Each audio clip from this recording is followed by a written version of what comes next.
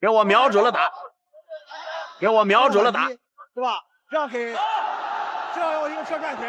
这是死神方辩杀意最大的一场比赛。面对日本武士工藤永树2次来滑踢馆，方辩丝毫不犹豫对准他的肋骨就往上踹。打日本人就该像死神方辩这样卯足了劲往死里打。早在3年前，方辩就踹断了工藤永树3根肋骨，疼得他满地打滚嗷惨叫。不知道的还以为谁家过年杀猪呢。这个疼痛给工藤永树带来了一生的阴影。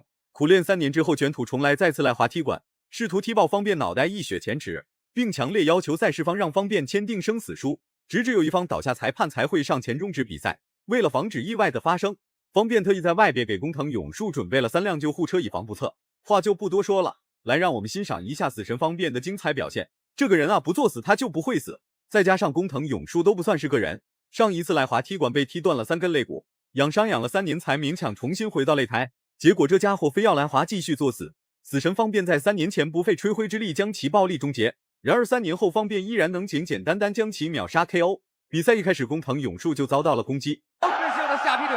比赛完之后，方辩进行连击，给踹！工藤永树懵了。红场裁判毛金宇告诉这个孙方辩，接腿踹只能1次发力，不能2次发力做动作。方辩一上来已经掌握了整个比赛的主动。我刚才跟观众朋友说，就在方辩同工藤永树比赛结束之后，3年前打不过死神方辩算是情有可原，然而3年后依然是死神方辩的囊中之物，要想将其秒杀打废，死神方辩只需略微出手，顷刻间就会把工藤永树打得鬼哭狼嚎。不得不说，3年前的工藤永树一点都不抗揍，苦练3年的工藤永树别的没有增加，抗击打能力却提升了好几十倍。方辩的重击打在他脑袋上之后，这家伙就像是没事人一样，照样能稳稳地站在擂台上继续挨揍。那么张凌的这个伊朗的这个一攻，后手的改拳，这工藤永树啊，现在有一点应对乏力了。现在这个方面完全控制整场比赛这种节奏，就是这局完全被控制了。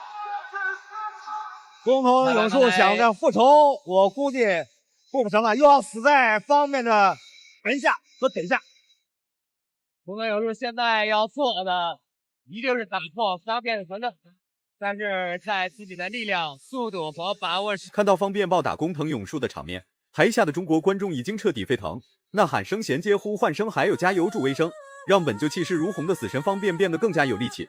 一套接一套的组合进攻打得工藤永树喊叫连连。即便如此，方辩的进攻一直没有要停止的迹象，并且还随着工藤永树喊叫的声音逐渐增强。挺顽强的，作为一个日本的武士吧，下劈到了，但是方面还想再斗他一会儿，没有，直接扑上去用后手拳结束比赛的。方面招牌式的下劈正蹬用单板拳。现在方面想怎么打就怎么打。后手持拳啊，刚才滑了，就是冲太嘛，因为现场的所有的观众就想让那个方便都对平，对。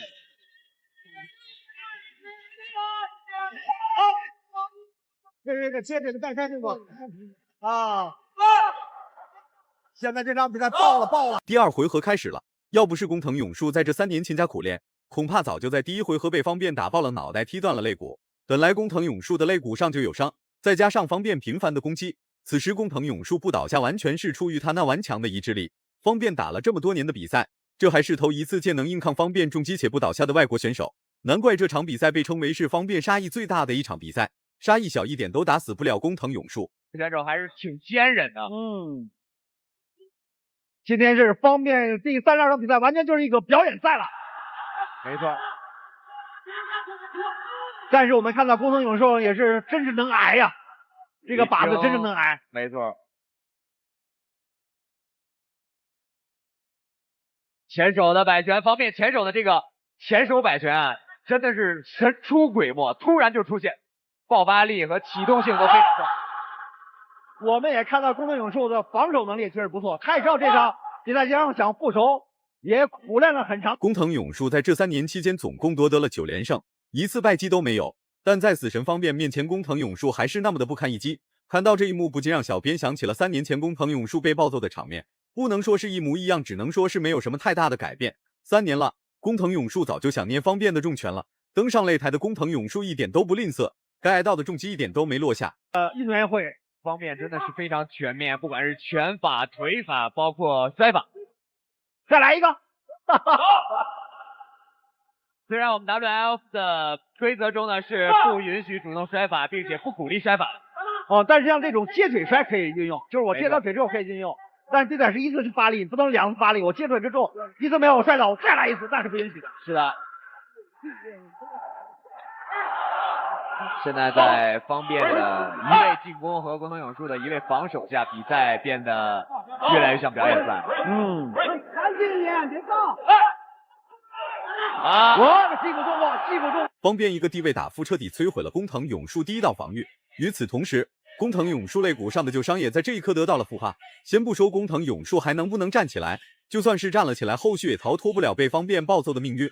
唯一的办法就是弃赛投降，最起码能免受皮肉之苦。再次来滑踢馆的工藤永树复仇的欲望很大，就算被打死也要死在擂台上，以此来表明自己不畏生死也要复仇成功的决心。这是转身后蹬被方便识破了，完全识破了。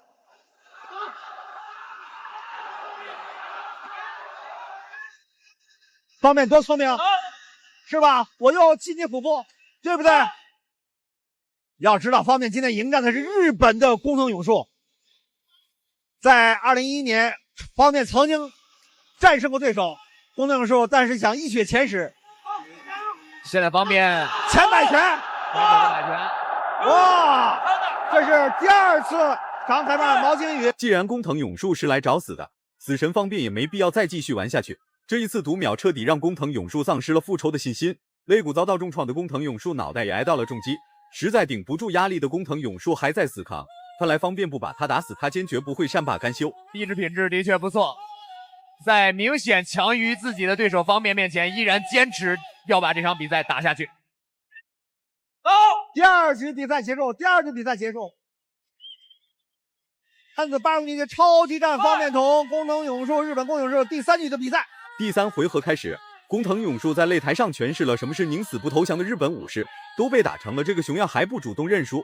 看来方便不把工藤永树打死抬着下擂台，这家伙坚决不会主动弃赛投降。不得不说，方便早就想把他秒杀终结掉，奈何工藤永树的抗击打能力实在是太过强大，方便连拉屎的力气都用上了，那也无法在短时间内粉碎工藤永树最后仅存的有生力量。这个选手随时都有可能KO 对方的能力，方便还是不能大意啊。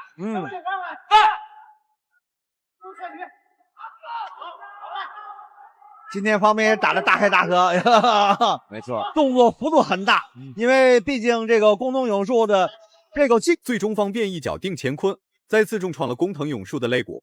台下的观众高兴坏了，2次来滑2次被 KO， 简直是丢人丢到家了。工藤永树将日本武士的脸给丢尽了，幸好赛前俩人签订了生死书，就算方便打死了工藤永树，也不需要负任何的法律责任。如果满分是100分的话，你会给方便打几分？视频到这就结束了，咱们下期不见不散。